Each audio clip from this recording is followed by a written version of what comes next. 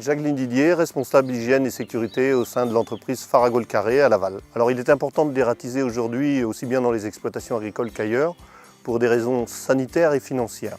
Sanitaires pour commencer parce que ce sont des animaux vecteurs de maladies, style leptospirose ou salmonellose. Financière parce qu'on va être confronté derrière à des dégradations importantes dans les bâtiments qui sont susceptibles de provoquer soit des courts-circuits ou des incendies. Je m'appelle Isabelle Thiraud, je suis agricultrice sur Saint-Cyr-le-Gravelet et je m'occupe particulièrement de 2 élevages de volailles de chair.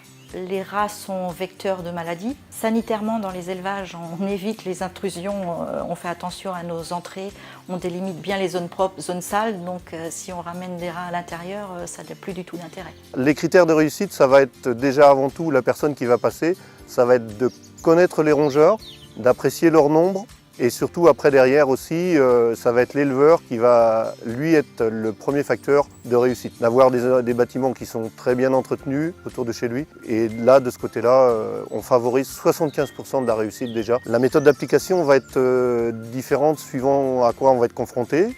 Si c'est en exploitation agricole, en industrie agroalimentaire ou des choses comme ça. On va utiliser surtout des supports céréales et après on peut avoir soit des pâtes ou des blocs suivant les endroits auxquels on est confronté et les animaux qu'on va rencontrer.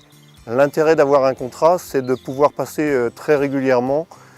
Les rongeurs ont un mode de reproduction environ tous les 3 mois. Donc en favorisant les contrats, on permet d'avoir une lutte très régulière, ce qui fait qu'on altère leur mise en place. À la base, on faisait nous-mêmes la dératisation, mais c'est vrai qu'il faut y penser régulièrement. Et on a choisi de le déléguer à l'entreprise parce que déjà, ils identifient mieux l'espèce, ils savent mieux la traiter. Ça, Farago nous donne le plan de dératisation, nous donne aussi les fiches techniques de tous les produits qu'ils mettent dans ces boîtes. Ils nous laissent le bon après avec tout ce qui a été fait, suivant la consommation des appâts.